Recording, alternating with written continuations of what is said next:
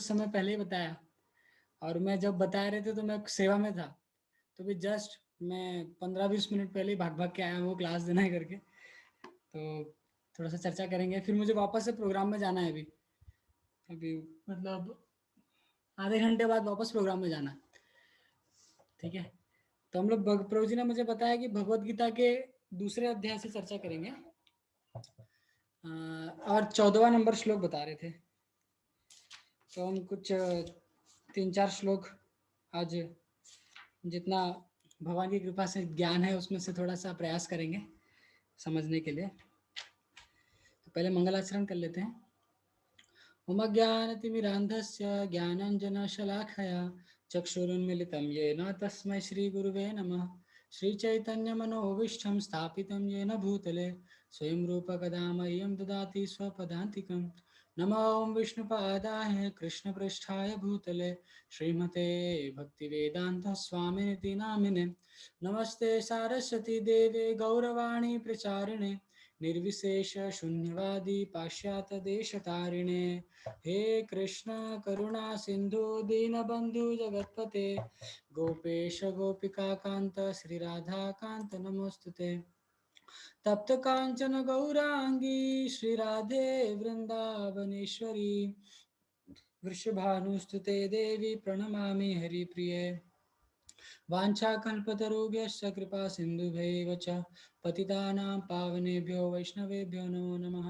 जय श्री कृष्ण चैतन्य प्रभु नित्यानंद श्री अद्वैत गदाधर श्रीवासादि गौर भक्त वृंद। हरे कृष्ण कृष्ण कृष्ण हरे हरे, हरे राम राम राम हरे हरे। तो इसमें से मैं हाँ सबको जानता हूँ, हाँ सबको जानता हूँ। हाँ माता जी, माता जी ठीक है, ओके। तो हम लोग भी शुरू करते हैं ना। तो दूसरे अध्याय की आप लोग सबके पास भगवत गीता है सामने? हाँ ओके। तो भगवत गीता के मैं सबको मतलब अगर कुछ बोलना हो ना बीच में तो आप हाथ उठाइएगा, मैं आपको अनम्यूट कर दूंगा, ठीक है? अगर आपको कुछ समझ में नहीं आया या ऐसा कुछ हो तो ना, क्योंकि हम तो 5 लोग ही हैं, तो कितना भी प्रश्नोत्तरी करे कोई फर्क नहीं पड़ेगा। अभी ज्यादा लोग होते तो फर्क पड़ जाता है ना। चलो बढ़िया। तो जैसे इस अध्याय में भगवान जो है अर्जुन को, जैसे हम पहले अध्याय में सुने थे कि अर्जुन जो है बहुत ऊंचे ऊंचे शास्त्रों का ज्ञान दे रहे थे भगवान को, और लॉजिकली भगवान को ये समझाने का प्रयास कर रहे थे या ये बताने का प्रयास कर रहे थे कि हम ये जो युद्ध करने जा रहे हैं कृष्ण, ये वास्तविकता में देखा जाए तो ये उचित नहीं है।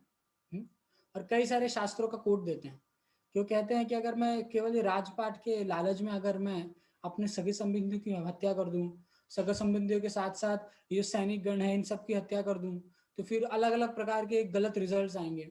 और गलत रिजल्ट्स में से पहला रिजल्ट बताते हैं कि वर्ण संकरण जो है वो बढ़ जाएंगे। इस प्रकार से जो माताएं हैं विधवा हो जाएंगी, सॉरी जो माता है पुत्रहीन हो जाएंगी, और जो पत्नियां हैं विधवा हो जाएंगी। इस प्रकार से कई सारे उनको युक्तियां देते हैं अर्जुन कृष्ण को। लेकिन दूसरे अध्याय में भगवान उनकी इस युक्तियों को कैसा एक पढ़े लिखे गधे के साथ तुलना करते हैं कि आप बड़ी बड़ी बात तो कर रहे हो, अशोच्यान अशोचस्तम प्रज्ञावाधन सभाषित से गदाशुन सकताशुन स पंडिता समद पंडिता, मतलब पंडित जैसी बातें कर रहे हो लेकिन तुम मूर्ख हो। इस प्रकार से भगवान उनको कहते हैं। फिर इस चैप्टर में मुख्यतया भगवान अर्जुन को लॉजिकली ये समझा रहे हैं कि तुम युद्ध करो या ना करो, ये सारी चीजें शरीर से रिलेटेड है ना। ये सब जो चीज है शरीर से रिलेटेड है। तो जैसे श्लोक क्रमांक 13 में आप देखेंगे भगवान क्या बताते हैं, देहिनोस्मिन यथा देहे कौमारम यौवनम जरा तथा देहांतरम प्राप्ति धीरज तत्र न मुह्यति, है ना। क्या कहते हैं, जिस प्रकार शरीरधारी आत्मा, हरे कृष्णा, एक मिनट।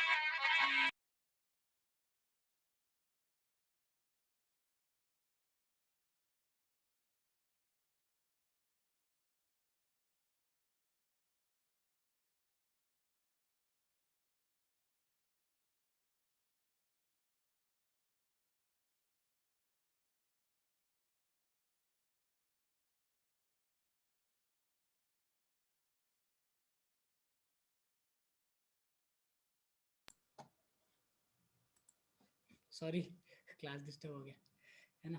तो मैं कह रहा था कि जिस प्रकार से 13 नंबर श्लोक में भगवान अब ये लॉजिक को एक शास्त्रों के अनुसार भगवान समझाने का अर्जुन को प्रयास कर रहे हैं, है ना। जैसे 13 नंबर श्लोक से भगवान ने समझाने का शुरुआत कर रहे हैं कि वास्तविकता में अर्जुन हम ये शरीर नहीं है, हम कौन है, हम आत्मा है। भगवान ये समझा रहे हैं कि हम शरीर नहीं, हम कौन है, आत्मा है। तो आज के श्लोक में देखिए क्या बता रहे हैं। मात्र स्पर्शस्तु कौन्तेय शीतोष्ण सुख दुखदा आगम अपाइनो अनित्य ताम स्थितिक्षस्व भारत, ना।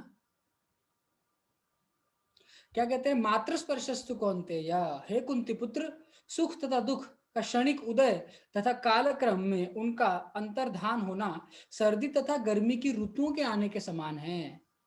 हे भारतवंशी, वे इंद्रिय बोध से उत्पन्न होते हैं और मनुष्य को चाहिए कि अविचल भाव से उनको सहन करना सीखे। अब यहाँ पर देखिए, ये सोचने वाली बात है ना कि भगवान अर्जुन को सहन करने के लिए बोल रहे हैं। हम्म? अभी जैसे हम सब सुने हैं, सब जानते हैं कि महाभारत युद्ध होने से पहले अर्जुन जो 5 पांडव थे, वो 14 साल के वनवास वनवास में थे, जैसे हम सब जानते हैं। तो फिर क्या उन्होंने सहन नहीं किया? जो राज्य उनके अधिकार में था उनसे छीन लिया गया, है ना, उनके भाइयों ने उसे छीन लिया। तो उन्होंने क्या सहन नहीं किया? सहन तो किया। तो फिर भगवान यहाँ पे उनको सहन करने के लिए शिक्षा क्यों दे रहे हैं? यहाँ पर भगवान उनको क्या कह रहे हैं, भरतवंशी, वे इंद्रिय बोध से उत्पन्न होते हैं और मनुष्य को चाहिए कि अविचल भाव से उनको सहन करना सीखे। क्यों कह रहे हैं इनको सहन करना? हम्म? उसके विषय में प्रभुपाद जी तात्पर्य में बहुत सुंदर चीज बताते हैं। तो तात्पर्य से जाने से पहले हम थोड़ा उसके ऊपर और चर्चा करेंगे कि इसमें देखिए आप श्लोक में देखेंगे।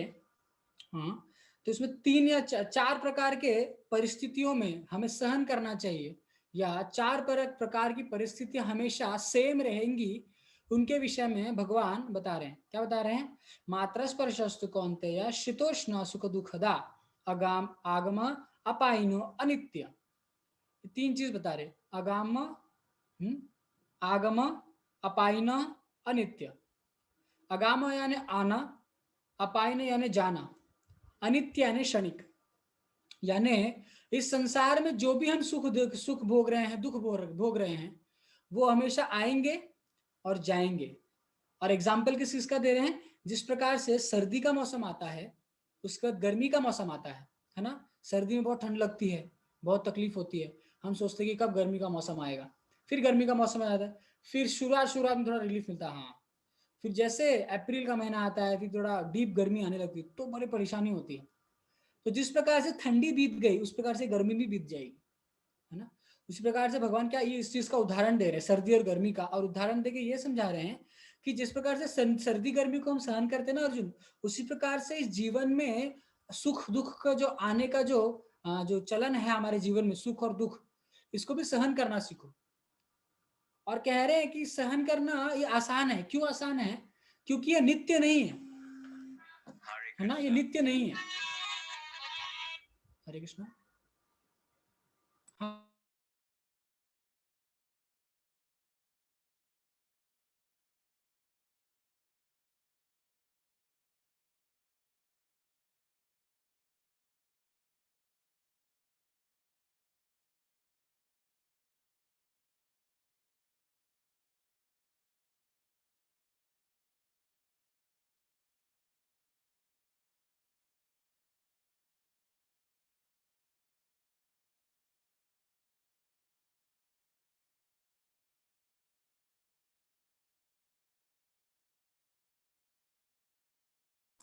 क्षमा कीजिएगा, थोड़ा मैं थोड़ा सेवा बहुत ज़्यादा है, तो थोड़ा क्षमा कीजिए।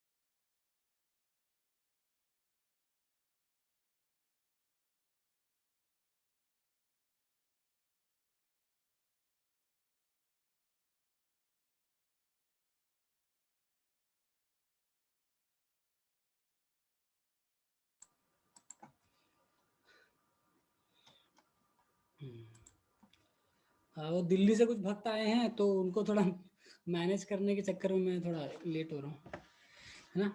तो मैंने क्या क्या बताया अभी तक कि भगवान ने किस चीज का उदाहरण दिया, कोई बोल सकता है मुझे? मैं अनम्यूट करूँ? हाँ, शारदा माता जी बोलेंगे। एक्सटर्नवर्ड अनम्यूट कीजिए माता जी, बताइए। कि जिस तरह से सर्दी आती है और फिर सर्दी के बाद गर्मी आती है, उस तरह से सुख आते हैं और चले जाते हैं, अच्छा, इसलिए हमको सहन करना सीखना चाहिए। तो इसमें एक स्पेशल चीज क्या बोली भगवान ने? एक बहुत स्पेशल चीज है जिसकी वजह से सुख, दुख और सुख को सहन करना आसान हो जाएगा। क्या चीज है वो? तो ध्यान से देखिएगा, ट्रांसलेशन दो। आगमा पाइनो नित्यं तां तितिक्षस्य भारत। वो अनित्य है ना। हाँ, अनित्य। अनित्य यानी हाँ, टेम्पररी है, भले ही वो नित्य। सुख हो या दुख हो, वो हमारे हाँ, जीवन वो में टेम्पररी है, इसके लिए वो सहन करना आसान हो जाता है ना। फिर देखिए अनित्य। पर्पट पे क्या बोले प्रभुपाद जी। तात्पर्य, कर्तव्य निर्वाह करते हुए मनुष्य को सुख तथा दुख के क्षणिक आने जाने को सहन करने का अभ्यास करना चाहिए, है ना। वैदिक आदेशानुसार मनुष्य को जनवरी फरवरी के मास में भी प्रातः काल स्नान करना चाहिए। उस समय अत्यधिक ठंड पड़ती है, किंतु जो धार्मिक नियमों का पालन करने वाले हैं वह स्नान करने के तनिक भी झिझकते नहीं हैं। इसी प्रकार एक गृहिणी भीषण से भीषण गर्मी के ऋतु में भी भोजन पकाने की हिचकिचाती नहीं है। जलवायु संबंधी असुविधाएं होते हुए भी मनुष्य को अपना कर्तव्य निभाना होता है। इसी प्रकार युद्ध करना क्षत्रिय का धर्म है, अतः उसे अपने किसी मित्र या परिजन से भी युद्ध करना पड़े तो उसे अपने धर्म से विचलित नहीं होना चाहिए। मनुष्य को ज्ञान प्राप्त करने के लिए धर्म के विधि विधान पालन करने होते हैं।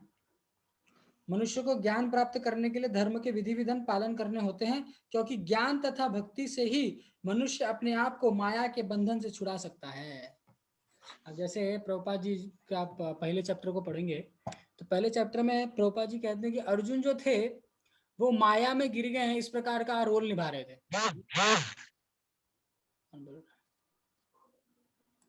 अर्जुन जो थे माया में गिर गए हैं, इस प्रकार का क्या कर रहे थे, रोल निभा रहे थे। अभी यहाँ पर इस परपट में प्रभुपाद जी क्या कह रहे हैं, जिस प्रकार से फरवरी के महीने में जो धार्मिक लोग होते हैं, फरवरी का महीना हो, जनवरी का महीना हो, जिसमें तीव्र ठंडी पड़ती है, उस ठंडी के मौसम में भी लोग नहाते हैं, है ना। और जब तीव्र गर्मी पड़ती है तो जो गृहिणी होती है वो भोजन भी पकाती है ना। उनको क्या है कि सर्दी गर्मी या ठंडी उससे कुछ फर्क नहीं पड़ता, जिसको जो चीज करनी है वो कर रहा है। तो प्रभुपाद जी वही कह रहे हैं, यहाँ पे क्या कह रहे हैं कि इसी प्रकार युद्ध करना क्षत्रिय का धर्म है ना। और इसकी एग्जाम्पल देकर के गृहिणी का और एक धार्मिक व्यक्ति का एग्जाम्पल देकर के प्रभुपाद जी कह रहे हैं कि उसी प्रकार जो क्षत्रिय होता है ना, वो क्षत्रिय को चाहिए कि परिजन हो सामने या कोई मित्र हो या शत्रु हो, उससे कोई फर्क नहीं पड़ता, आप क्षत्रिय हो, आपका धर्म आपको निभाना चाहिए। ठीक है। अभी ये जो सेक्शन चल रहा है जिसमें भगवान आत्मा का ज्ञान दे रहे हैं, किनको? अर्जुन को आत्मा का ज्ञान दे रहे हैं। उस सेक्शन के बाद भगवान अर्जुन को ये बताएंगे कि अगर तुम अपने धर्म का पालन नहीं करोगे, अगर तुम धर्म का अपने पालन नहीं करोगे, क्षत्रिय धर्म का पालन नहीं करोगे, तो तुम्हारे लिए क्या क्या सारी चीजें हैं जो आपके जीवन में आएंगी। निंदा, अपयश, इस प्रकार से कई सारी चीजें भगवान लाइन से समझाते हैं अर्जुन को। भगवान अर्जुन को हर प्रकार से ये कन्विंस करने का प्रयास कर रहे हैं कि तुम्हें युद्ध करना चाहिए। क्यों युद्ध करना चाहिए? क्योंकि ये तुम्हारा धर्म है ना। तो ये जो पहला सेक्शन है भगवान का अर्जुन को समझाने का, उसमें भगवान क्या सेक्शन कर रहे हैं कि आप शरीर नहीं, आप आत्मा हो। ठीक है। अगर ये शरीर मर भी गया तो फिर आपको हानि करने की जरूरत ही नहीं, क्योंकि शरीर तो देहिनो अस्मिन यथा देह कौमारम यौवनम जरा। अगर हम ऐसा सोचे कि हम अभी जो शरीर में है कि चेंज नहीं हो रहा है, तो ये तो मिसकंसेप्शन है ना। अर्जुन को ऐसा बोल रहे भगवान। क्यों मिसकंसेप्शन है? क्योंकि अभी मान लीजिए कोई व्यक्ति 50 साल का है, तो 25 साल पहले व्यक्ति वही था, लेकिन उसका शरीर अलग था, है ना। जीवात्मा वही, व्यक्ति वही है, लेकिन उसका शरीर बदल रहा है। तो अर्जुन को भगवान ये कह रहे हैं कि बदलते हुए शरीर के पीछे तुम इतना आसक्त मत हो जाओ ना। इतना आसक्त होकर के तुम्हें रिजल्ट कुछ नहीं मिलेगा। क्यों? क्योंकि शरीर जो है एक समय आएगा कि यूजलेस हो जाएगा, इसका कोई उपयोग नहीं रहेगा और ये शरीर तुमको छोड़ना पड़ेगा। है ना। तो इसके लिए कह रहे हैं कि जो सुख दुख है, जो हमें लगता है कि ये जो जीवन में हम जो टेम्पररी चीजें जो देख रहे हैं, ये सर्वे सर्वा नहीं है, इससे ऊपर उठो और इसको सहन करने का प्रयास करो, है ना। अर्जुन कह रहे हैं, भगवान कह रहे हैं। तो देखिए 15 नंबर श्लोक में क्या कह रहे हैं। यम ही न व्यथयन्त्यते पुरुषम पुरुषर्षभ समा दुःख सुखम धीरम सोमृत्यत्वाय कल्पते। देखिए अभी क्या कह रहे हैं भगवान। भगवान अर्जुन को कह रहे हैं, अर्जुन जो एक क्षत्रिय है ना, और क्षत्रिय प्रवृत्ति के होने के कारण क्षत्रिय लोगों के लिए निंदा, हाँ, और अपमान ये मृत्यु के समान है ना। जिस प्रकार से एक बार हम कथा सुनते हैं ना कि जब युधिष्ठिर महाराज अश्वत्थामा को मार नहीं पा रहे थे, तो थक हार के वो वापस आ जाते हैं किधर, अपने कुटिया में, अपने जहाँ पर उनका रूम्स थे।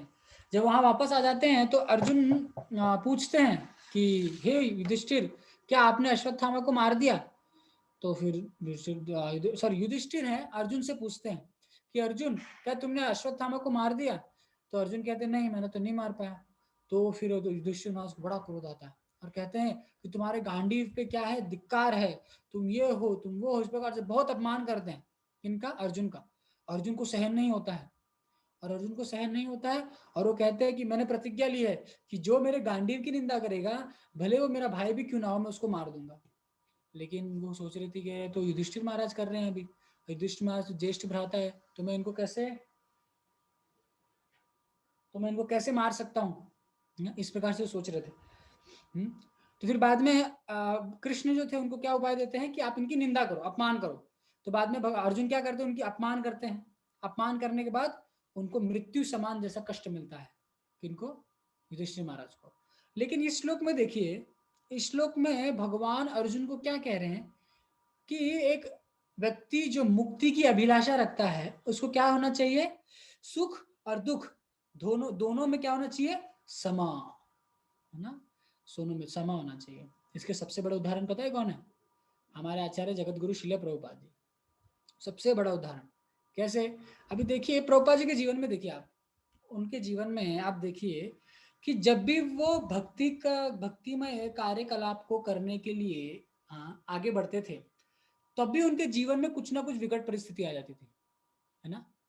जब वो प्रभुपाद जी के अपने गुरु महाराज के लिए बुक छपाने के लिए अपनी फैक्ट्रीज को आगे बढ़ा रहे थे कि मैं फैक्ट्री को पैसा कमाऊंगा और उस पैसे को अपने प्रभुपाद अपने गुरु महाराज की सेवा में लगाऊंगा, कैसे, बुक प्रिंट्स करके। लेकिन उनकी फैक्ट्रियां ही बंद हो गई, है ना। अभी फैक्ट्री बंद हो गई, पत्नी साथ नहीं दे रही है तो पत्नी को छोड़ दिए, फिर दिल्ली में दर दर भटक रहे हैं, अपने गुरु महाराज के आगे का पालन करने का प्रयास कर रहे हैं, लेकिन उनके साथ ऐसा क्यों हो रहा है। लेकिन उन्होंने कभी अपनी वो इच्छा को दिला नहीं किया कि नहीं अभी बस हो गया, अभी तो इतना बूढ़ा हो गया हूँ मैं, 55-60 साल का हो गया, अभी नहीं होगा मुझसे, नहीं ऐसा नहीं हुआ। उन्होंने और लगा और लगे और लगे, और हद तो वो हो गई कि गुरु महाराज के आज्ञा का पालन करने के लिए जब वो अमेरिका जा रहे थे जहाज में, उस समय उनको हार्ट अटैक आ जाता। ऐसा कैसा, भगवान इतने निष्ठुर कैसे हो सकते हैं कि वो अपने भगवान के आज्ञा का, भगवान के ज्ञान को पहुंचाने के लिए वो कहाँ जा रहे, देश विदेश जा रहे हैं, जो रहने का ठिकाना नहीं, खाने का ठिकाना नहीं, और जिस जिस चीज से जा रहे हैं वो मालवाहक जहाज है, उसमें इतनी कठिनाई से जा रहे हैं, लेकिन भगवान उनको हार्ट अटैक दे रहे हैं, वो भी दो दो। किस प्रकार का ये ज्ञान, किस प्रकार का ये न्याय होगा ना, सोचने वाली बात है ना? तो भगवान एक्चुअली अपने भक्त को ग्लोरीफाई करना चाहते हैं। अर्जुन जो है भगवान का शुद्ध भक्त है, तो भगवान अर्जुन के अंदर कमी नहीं है, अर्जुन सुख दुख में सम है, और भगवान को ये सब बताने की जरूरत नहीं है उनको। लेकिन वो बताना चाहते हैं कि उनके भक्त जो हैं वो भगवान की प्रसन्नता के लिए कुछ भी कर सकते हैं, है ना। वो भले ही उस बड़े चढ़े ज्ञान में है, नर नारायण ऋषि कहते हैं, नर नारायण, नर जो है वो अर्जुन है और नारायण जो है स्वयं भगवान है। तो दो ऋषि जो थे उसके रूप में भगवान अवतरित होते हैं इस पृथ्वी लोक में और तपस्या करते हैं। तो जो नर है वो स्वयं अर्जुन है और नारायण जो है स्वयं कृष्ण है। तो नर को क्या समझाने की आवश्यकता है कि तुम्हें सुख दुख में समय रहना चाहिए, ये करना चाहिए, उनको कोई आवश्यकता नहीं थी। वास्तविकता में भगवान चाहते हैं कि मेरे भक्त का ग्लोरिफिकेशन हो, मेरे भक्त की महिमा लोग जाने कि मेरा भक्त कितना महान है, कि मेरी सेवा के लिए कुछ भी करने के लिए तैयार हो सकता है ना, भक्त की महिमा को आगे बढ़ाने के लिए। तो देखिए क्या कह रहे हैं, हे पुरुष पुरुष श्रेष्ठ अर्जुन, जो पुरुष सुख तथा दुख में विचलित नहीं होता और इन दोनों में समभाव रखता है वह निश्चित रूप से मुक्त होने का योग्य है ना। तो इसका मतलब ये नहीं है कि हम शरीर छोड़ने के बाद ही हम मुक्त होंगे, हम इस शरीर में रहते हुए भी मुक्त हो सकते हैं। मुक्त अवस्था में, मुक्त अवस्था वो क्या है? वो मुक्त अवस्था ये बता रहे हैं कि सुख और दुख दोनों में सम रहना। इजी है क्या? कोई बताएगा कितना इजी है ये? कोई हाथ उठा के बताना चाहेगा कि कितना इजी है? बहुत आसान है ना। कोई आए बीच बाजार में हमको बोले, अरे श्री हरि कृपादास बेकार आदमी है, इसको कुछ आता जाता नहीं है, बड़ी बड़ी बात करता है, और 10 लोग जो मुझे मुझे अच्छा मानते हैं और उनके सामने मेरी निंदा कर दे, तो क्या उस समय क्या रिएक्शन होना चाहिए ना? इस श्लोक के अनुसार तो हमें समभाव रहना चाहिए, जो मेरे लिए पॉसिबल नहीं है है ना। इस संसार में बहुत कठिन कार्य ही है सम रहना। चलो सुख में तो भाई कोई अगर ये गुणगान कर दे तो चलो भगवत गीता को याद करके हम बोलेंगे नहीं नहीं नहीं, समभाव रहना है, समभाव रहना है, समभाव रहना है, हमें थोड़ा मतलब खुश नहीं होना है, अपनी खुशी को दबाना है। लेकिन जब दुख आए, जब कोई आपकी निंदा करे, जब आपका अपना अपमान करे, आपको इंसल्ट करे, आपको लोगों के बीच में, उस समय ओ बड़ा दुख होता है, बड़ा दुख होता है। भले ही कोई किसी किसी का अलग अलग नेचर के अनुसार लोग अलग अलग रिएक्शन देते हैं। किसी का नेचर धीर होता है तो बेचारा कुछ बोलता नहीं, अंदर ही अंदर घुटता रहता है। ये आसान कार्य नहीं है, लेकिन भगवान कह रहे हैं कि आपको ये करना पड़ेगा अर्जुन, और वही व्यक्ति मुक्त हो सकता है। तो क्या क्या सिंपल सी चीज है, मुक्त कौन हो सकता है? तो यहाँ पे अर्जुन भगवान क्या बता रहे हैं कि सुख और दुख में जो समभाव रहता है वो मुक्त हो सकता है। सिंपल है ना, कितना आसान बता रहे भगवान।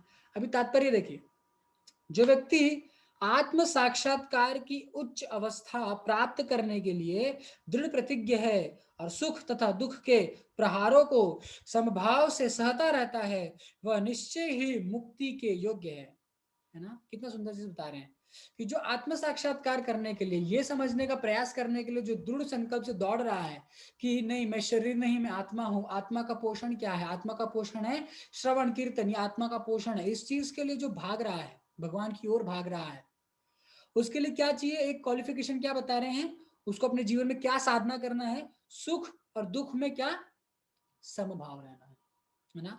मैं आज सुबह सुबह सुबह श्रीमद भागवतम क्लास में, कोई था इसमें से? हाँ, माता श्रद्धा माता जी थे और कुश माता जी थे।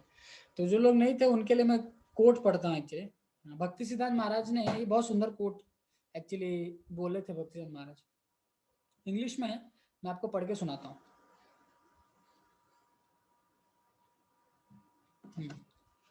ध्यान से सुनिएगा। Do not give up devotional service. ठीक है, भक्ति सिद्धांत महाराज क्या कह रहे हैं? Do not give up devotional service. कब कब डिवोशनल सर्विस नहीं छोड़नी चाहिए?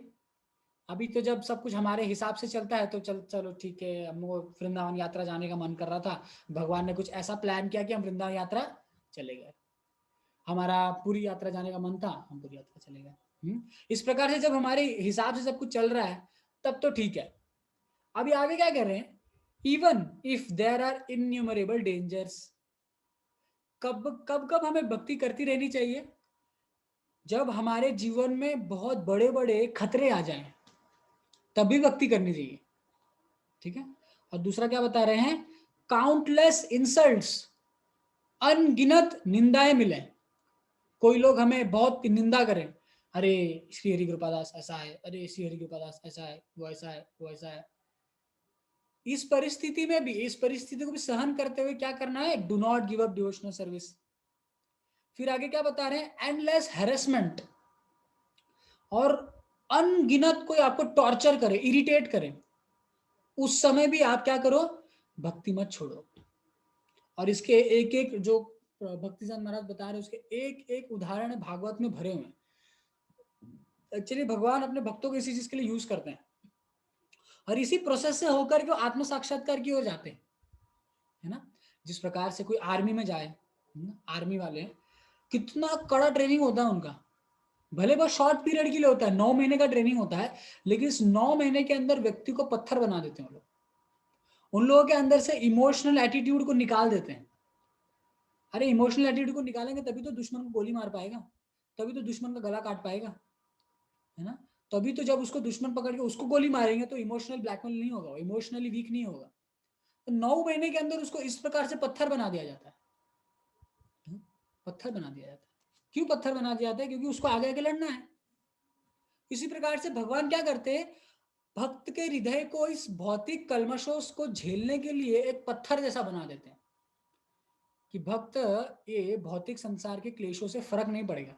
जैसे कोई पत्थर है, मान लीजिए आप किसी पत्थर को बीच में रख दीजिए और वहां पर उसके ऊपर कोड़े मारिए, हाँ, उसको गाली दीजिए, उसको कुछ कीजिए, उसको फर्क पड़ेगा?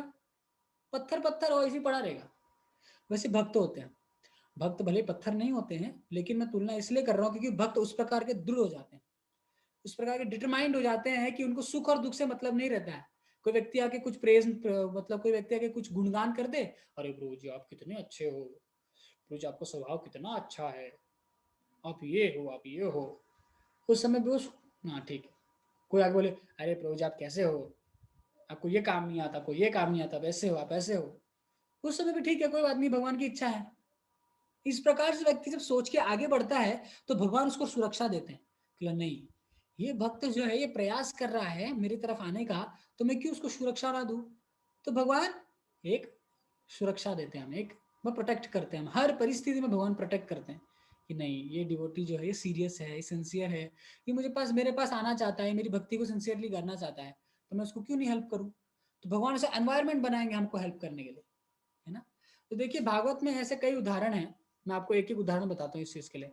देखिए इन्यूमरेबल डेंजर्स, सबसे पहले हरिदास ठाकुर, जिनके जीवन में कितने खतरे आए ना। अभी जिसको 22 बाजारों में कोड़ों से पीटा जाए, बाप रे बाप, ऐसा तो हम प्रैक्टिकली कहीं नहीं देखे होंगे। आपने कभी सुना है कि एक भक्त को गुंडे लोग पकड़ के बहुत पीटे पीटे पीटे, लेकिन आज भी वो भक्ति कर रहा है, जप कर रहा है, साधन कर रहा है? कोई नहीं देखा है practically, nobody has seen that, किसने नहीं देखा ऐसा। लेकिन हरिदास ठाकुर थे, इसीलिए आज उनका जीवन भर लोग ग्लोरिफिकेशन कर रहे हैं, आज भी लोग उनको याद करते हैं, है ना। और दूसरे काउंटलेस इंसल्ट्स, अभी ऐसे भक्त हैं जिनको जीवन में केवल निंदा ही निंदा मिली। तो आप लोग ने पता नहीं सुना होगा कि नहीं, श्रीमद् भागवतम के 11वें स्कंद में एक ब्राह्मण के विषय में वर्णन आता है।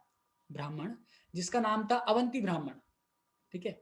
वो इतना अच्छा भक्त था भगवान का, लेकिन लोग क्या करते थे पता है उनके साथ, वो पहले व्यापारी था बहुत बड़ा, और वो उसका कुछ नुकसान हो गया तो बेचारा वो एकदम रोडपति बन गया, करोड़पति से रोडपति बन गया।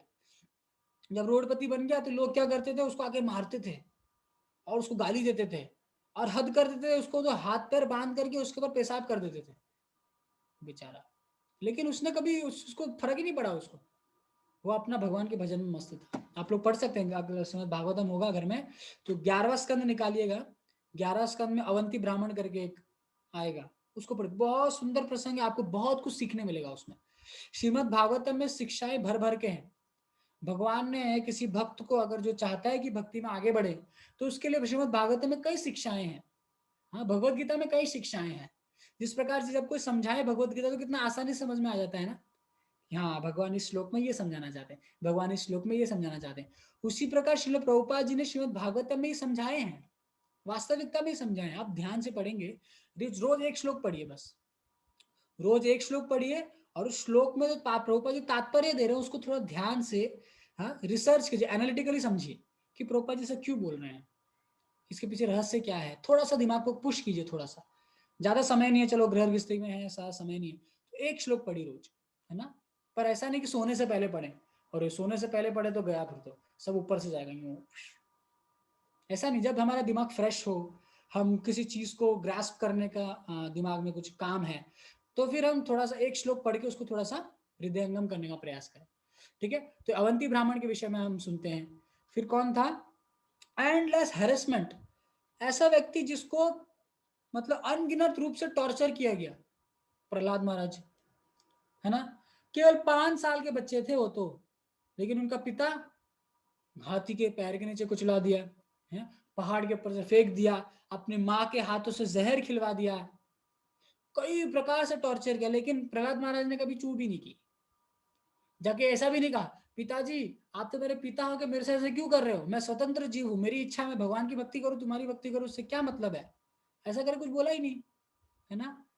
तो कहने का तात्पर्य ये है, मैं आपको ये एग्जांपल्स क्यों दे रहा हूँ, क्योंकि भगवान ने ये सुख और दुख इसमें समभाव रह करके आत्म साक्षात्कार के बढ़ने के लिए ये क्वालिफिकेशन बताई है।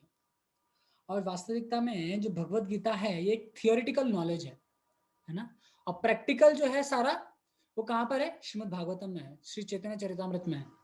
जैसा श्रीमद् चैतन्य चरितामृत हम चर्चा कर रहे थे ना, तो ये जो है प्रैक्टिकल है कि भगवान किस प्रकार से दया दया दिखाते हैं, है? किस प्रकार से भगवान सुख और दुख में अपने भक्तों को सम कर देते हैं, या किस प्रकार से उनके भक्त सुख और दुख में समा रहते हैं। जिस प्रकार से हम अम्बरीश महाराज के विषय में सुनते हैं ना हम लोग, अम्बरीश महाराज को जब दुर्वासा मुनि ने श्राप दे दिया या वो राक्षस को उत्पन्न कर दिया मारने के लिए, तो भगवान ने अपना सुदर्शन चक्र छोड़ दिया और वो भागा भागा भागा ऊपर भगवान तक गया। भगवान ने उसको बोला कि मेरे हाथ में कुछ नहीं है, तुम जाके उनको प्रणाम करो, उनको उनसे क्षमा मांगो। तो फिर अम्बरीश महाराज के पास आते दुर्वासा मुनि भाग भाग के, और जब क्षमा मांगते हैं तो जब उन्होंने कृत्या उत्पन्न की थी उस समय वो हाथ जोड़ के खड़े थे, जब वो क्षमा मांग रहे थे तभी भी हाथ जोड़ के खड़े थे। तो समभाव थे, वो ना आगे बढ़े ना पीछे हुए। जब वो कृत्या उत्पन्न हुई, वो राक्षस आया उनको मारने के लिए, तो ना वो आगे गए ना पीछे गए, वास्तविकता में वो ऐसे ही खड़े थे। तो ये होते हैं भक्त, ये होते हैं अर्जुन जैसे भक्त जो हर सुख और दुख में समय रहते हैं, है ना। अब देखिए श्लोक क्रमांक 16 में क्या कह रहे हैं, ना सतो, कोई और कोई पढ़ेगा, कोई पढ़ेगा, कोई पढ़ना चाहता है? हाँ यश माता, यश माता जी, आपका नाम भूल गया मैं। एक मिनट, यश माता जी, यस माता जी, आपका नाम भूल गया मैं। सीमा। हाँ सीमा माता जी, यस पढ़िए माता जी। ये थोड़ा मैं श्लोक पढ़ लेता हूँ, आप इसका ट्रांसलेशन पढ़िए, ठीक है। ना सतो विद्यते भावो ना भावो विद्यते सतः उभयोरपि दृष्टोऽन् अंतस्त्वन्योस्तु तद्दर्शभि। ठीक है, आप अब इसका अनुवाद पढ़िएगा, जोर से पढ़िएगा। तत्वदर्शियों ने यह निष्कर्ष निकाला है कि असत का तो कोई स्थायित्व नहीं है, किंतु सत्य अपरिवर्तित रहता है। उन्होंने इन दोनों की प्रकृति के अध्ययन द्वारा यह निष्कर्ष निकाला है। अच्छा, देखिए क्या कह रहे हैं यहाँ पे, तत्वदर्शियों ने यह निष्कर्ष निकाला है कि असत, असत यानी भौतिक शरीर, है ना। तो यहाँ पे देखिए चर्चा करने का क्या ये है कि जो शरीर जो है वास्तविकता में ये टेम्पररी है। अब ये टेम्पररी क्यों है, इसके पीछे कुछ रीजंस हैं, ठीक है।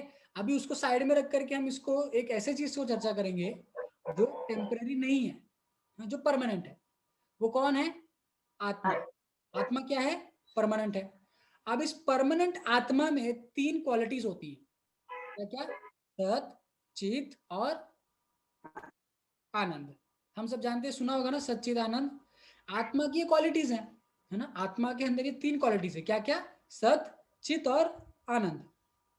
अब यहाँ पे क्या बता रहे हैं, तत्वदर्शी ने ये निष्कर्ष निकाला है कि असत, असत यानी भौतिक शरीर, और ये भौतिक शरीर जो है ये आत्मा के जो क्वालिटीज है उससे पूरा उल्टा है ना। आत्मा क्या है? सत है, तो शरीर क्या है?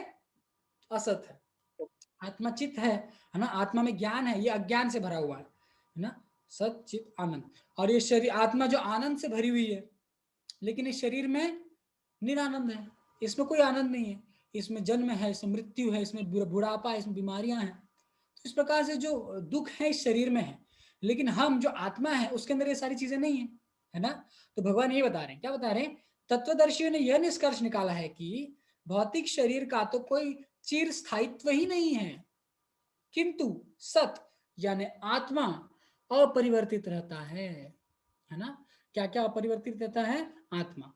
अब शरीर भौतिक तत्व से बना हुआ है ना।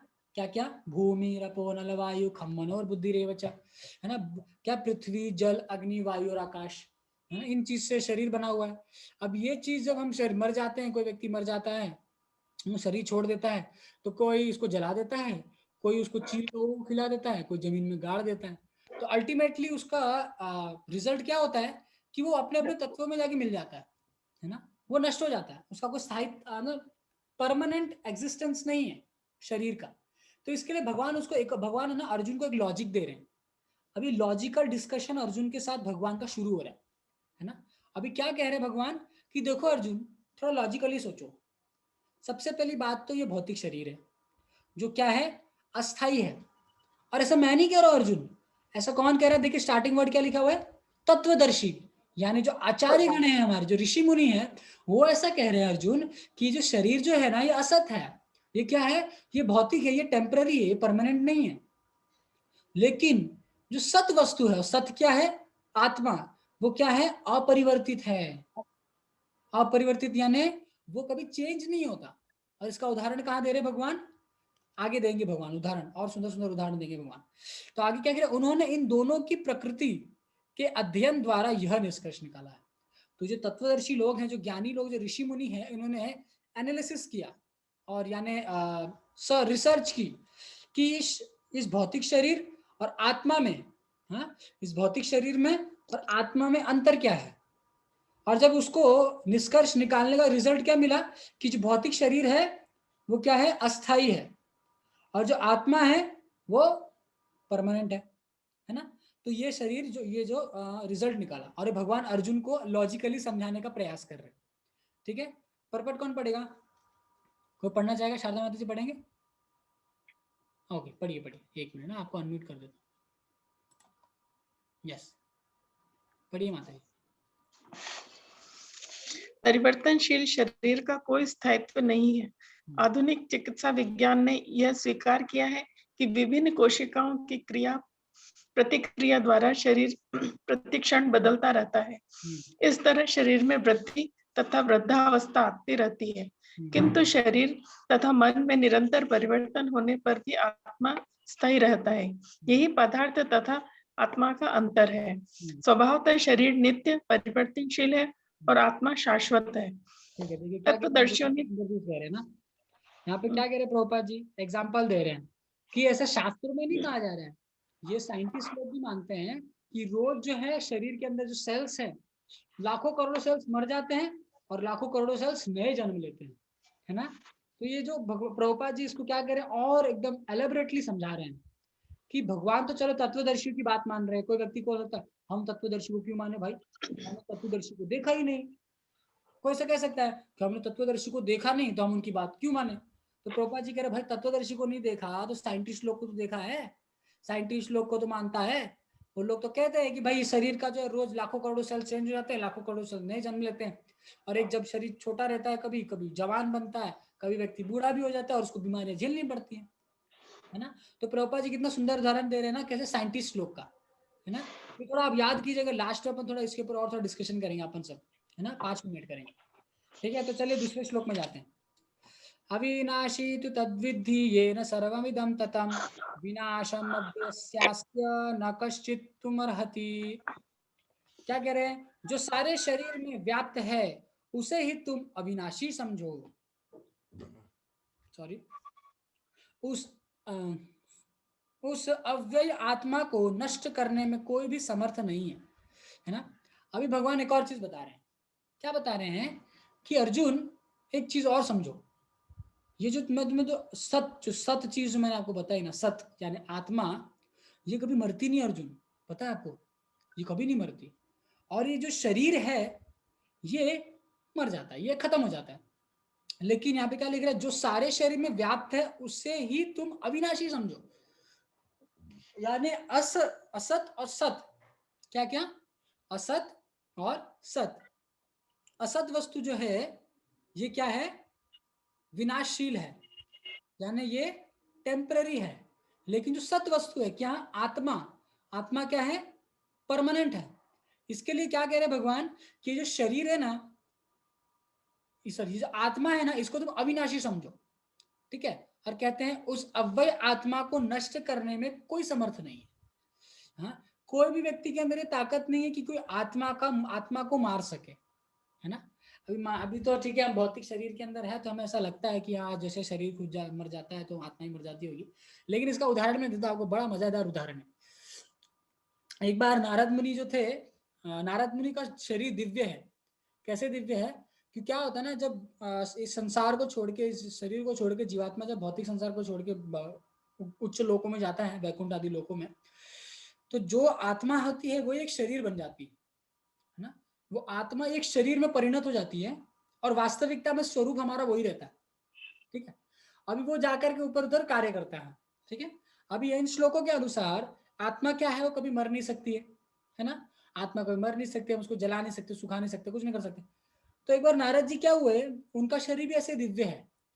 अब वो गए हिरण्यकशिपु से मिलने के लिए, और वहां जाकर के बोल रहे थे नारायण नारायण नारायण, है श्री नारायण भगवान की जय हो, विष्णु भगवान की जय हो, ऐसे जाकर के क्या कर रहे थे, बोल रहे थे।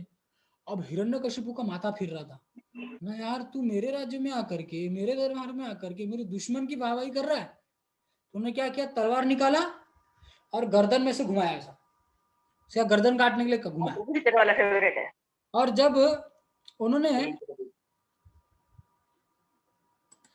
गर्दन घुमाया, मतलब सॉरी तलवार को गर्दन के पास से घुमाया, किसने, हिरण्यकशिपु ने, तो तलवार आर पार हो गई।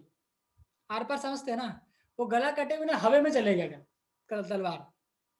तो फिर जो है ना, सो हिरण्यकशिपु ने, अरे ये शरीर तुमको कहां से मिला, ये शरीर तो, ऐसा शरीर तो मेरे पास भी नहीं है तुमको ये शरीर कहां से मिल गया। तो बोलता है देखो, अगर तुम सुनना चाहोगे तो ही सुनाऊंगा, ना तो भाई मैं तो नहीं बोलना, मैं जा रहा हूँ।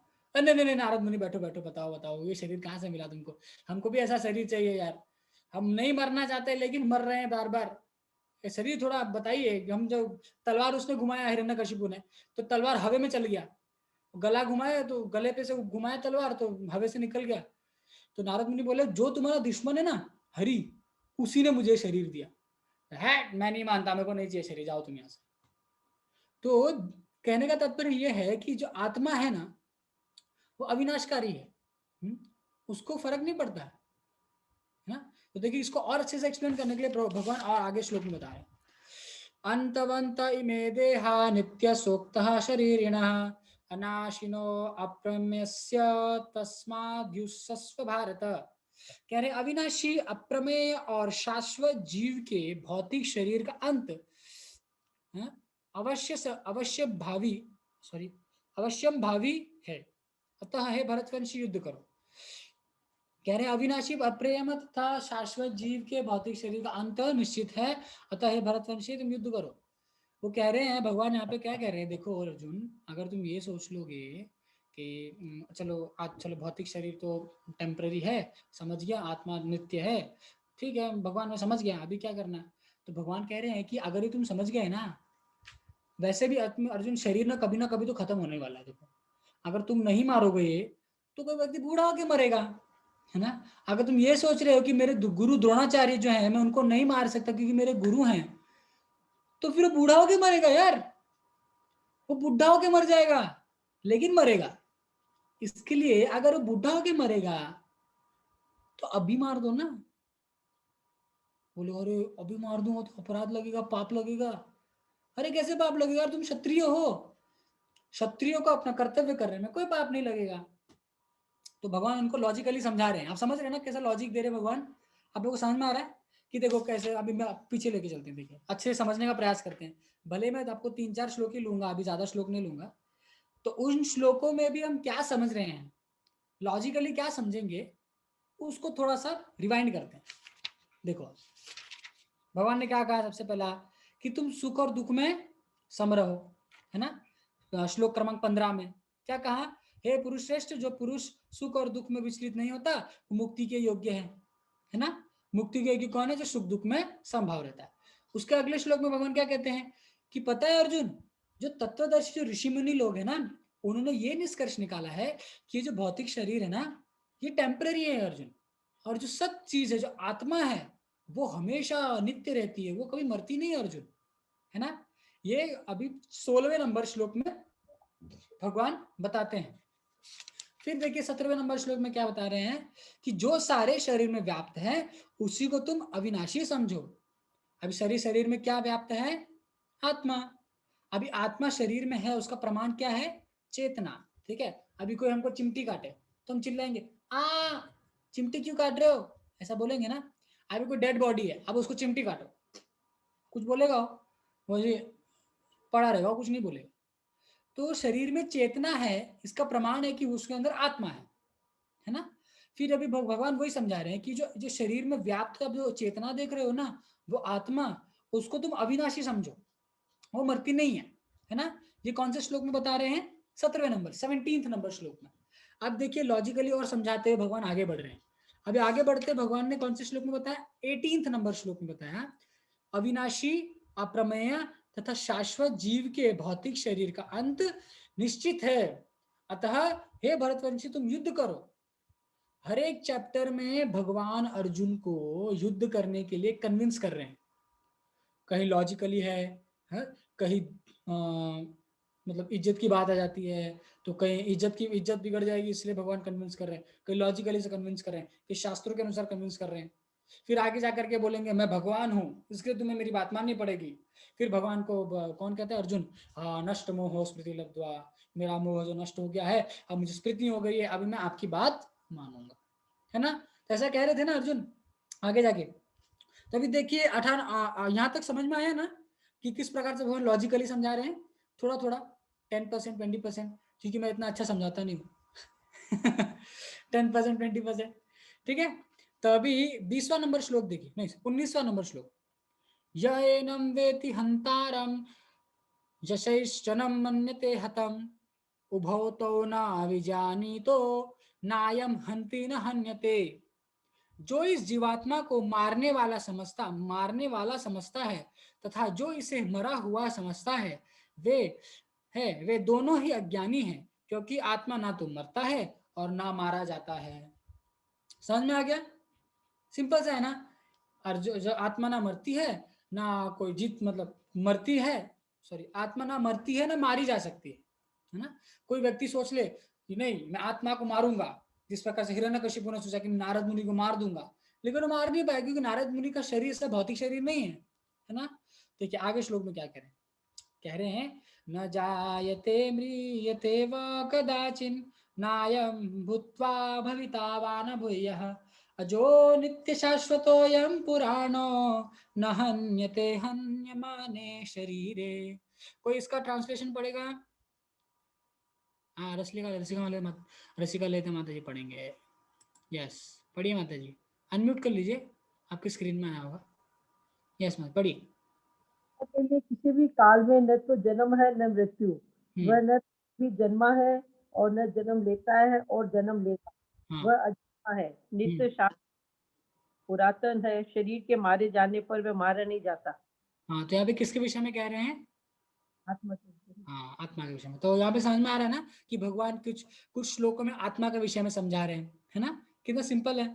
फिर आगे देखिए, क्या कह रहे हैं? आत्मा के लिए किसी भी काल में ना तो जन्म हुआ ना मृत्यु, ठीक है। वह ना तो कभी जन्मा है और ना जन्म लेता है और ना जन्म लेगा। तो फिर जन्म किसका होता है? ये शरीर का, है ना। ये शरीर का जन्म होता है। अभी जैसे फॉर एग्जाम्पल एक एग्जाम्पल लेते हैं, जैसे मान लीजिए कोई प्रकृति और पुरुष, प्रकृति पुरुष के मिलन से कोई मान लीजिए एक अलग संतान उत्पन्न हो रही है, ठीक है। अभी जब कभी कभी क्या होता है कि प्रकृति और पुरुष के सम्मेलन से भी कभी कभी संतान उत्पत्ति नहीं होती है। प्रोसेस तो सेम है, लेकिन संतान उत्पन्न क्यों नहीं हो रही है? क्योंकि उसके अंदर जीवात्मा जो है वो माँ के गर्भ में प्रवेश नहीं कर रहा है। इसके लिए जो गर्भ में है वो शरीर रूप धारण नहीं कर रहा, गर्भ के अंदर शरीर प्रकट नहीं हो रहा है। क्यों नहीं हो रहा है? क्योंकि जीवात्मा जो है वो गर्भ के अंदर अब तक प्रवेश नहीं हुआ है ना। ये इसका प्रमाण है कि शरीर जो है वो स्वतः ही प्रकट नहीं हो जाता। ये शरीर ही सर्वे सर्वा नहीं है। जब तक उसके अंदर आत्मा प्रवेश नहीं करेगी तब तक वो पूर्ण नहीं हो सकता, है ना। ये सिंपल से एग्जाम से समझ में आ गया, ठीक है। अभी देखिए अगले श्लोक में क्या कह रहे हैं। अब मैं ये लास्ट श्लोक ले रहा हूँ, फिर मुझे एक्चुअली दूसरे प्रोग्राम में जाना है। देखिए, वेदा विनाशिनम नित्यम यह एनाजमव्ययम कथम स पुरुषः पार्थ कम घातयति हन्तिकम। हे पार्थ, जो व्यक्ति यह जानता है कि आत्मा अविनाशी है, अजन्मा, शाश्वत तथा अव्यय है, वह भला किसी को कैसे मार सकता है या मरवा सकता है? क्या कह रहे हैं? हे पार्थ, जो व्यक्ति जानता है कि आत्मा अविनाशी है, अजन्मा है, शाश्वत तथा अव्यय है। अभी देखिए यहाँ पे बहुत मतलब टिपिकल सा लॉजिक दे रहे हैं। क्या लॉजिक दे रहे हैं भगवान?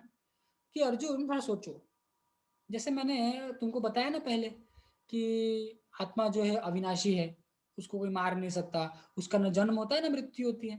समझ में आया अर्जुन? तो अर्जुन मानो अर्जुन कहे हाँ भगवान ये तो समझ में आ गया। तो फिर तुम एक बात बताओ, तो फिर आत्मा को मार नहीं सकता, तुम शरीर के लिए चिंता क्यों कर रहे हो? हाँ? अभी मैंने जैसा तुमको बताया कि हम तो शरीर है ही नहीं ना। अभी मान लो तुम उनको मार दोगे तो उनको दूसरा शरीर मिल जाएगा, इनके कर्मों के अनुसार उनको दूसरा शरीर मिल जाएगा। तो फिर तुम किस चीज के लिए चिंता कर रहे हो? वास्तविकता में जो भीष्म देव है, उनके शरीर में जो आत्मा है, वास्तविकता में वही एक रियल पर्सन वही है। ये भीष्म देव के शरीर के अंदर एक आत्मा है ना, जो असली है, जो परमानेंट है। लेकिन अर्जुन क्या कर रहा है, वो भीष्म देव के इस भौतिक शरीर को देख करके मोहित हो रहा है ना। तो भगवान वही कह रहे हैं कि अगर तुम भीष्म देव को मार भी दोगे तो नुकसान क्या है, उनको दूसरा शरीर मिल जाएगा, उनके जैसे कर्म है उनको दूसरा शरीर मिल जाएगा। और क्षत्रिय धर्म के अनुसार वो तो स्वर्ग जाएंगे भाई, कि जो युद्ध भूमि में युद्ध लड़ते हुए मरता है वो स्वर्ग जाता है। अगर मान लो उन्होंने तुम्हें मार दिया तो नुकसान क्या है, तुम भी स्वर्ग जाओगे ना। तो भगवान ऐसा लॉजिक दे रहे हैं आज के श्लोक में। देखिए यहाँ तक श्लोक नंबर 21 तक भगवान अर्जुन को लॉजिक दे रहे हैं, ठीक है। अब 22 नंबर श्लोक में भगवान उदाहरणों से समझाएंगे, एग्जाम्पल्स देंगे भगवान अर्जुन को कि देखो जिस प्रकार से कपड़े को हम चेंज करते हैं, है ना, जिस प्रकार से हम इस प्रकार से अलग अलग उदाहरण देंगे। देखिए 22 नंबर श्लोक में जिस प्रकार मनुष्य पुराने वस्त्रों को त्याग करके नए वस्त्र धारण करता है, तो अलग अलग आगे क्या देंगे, एग्जाम्पल्स देंगे, ठीक है। तो यहाँ पे आज क्या करते हैं ना, अपन रोक देते हैं क्योंकि है ना अभी 6 बज गया है। तो अगर किसी कुछ प्रश्न है तो पूछ सकते हैं, अगर प्रश्न नहीं है तो हम यहाँ क्लास को एंड कर देते हैं। कुछ प्रश्न है, कुछ को कहना चाहता है जो कुछ समझ में ना आया हो, क्योंकि मैं इतना अच्छा समझाता तो हूँ नहीं, क्योंकि नहीं माता जी नहीं एक मिनट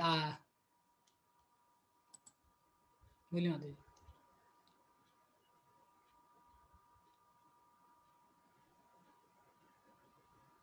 बोलिए माता जी, कुछ बोलना है? मैं क्षमा मांगती हूँ, बीच में मैंने थोड़ा कुछ गेस्ट से बात करने लगी थी हाँ तो थोड़ा आपको डिस्टर्बेंस हो गया था, इसलिए माफी मांगती हूँ मैं। माफी तो मुझे माननी चाहिए, मैं डिस्टर्ब कर दिया पूरा क्लास नहीं मैं कहाँ सेवा के लिए चले गया। ठीक है, तो आप लोगों को कुछ प्रश्न नहीं है तो यहाँ पे हम क्लास एंड करते हैं, ठीक है। श्री प्रभुपाद की जय, जय श्रीमद् भगवद गीता की जय, निताई गौर प्रेमानंदे, हरि हरि बोल।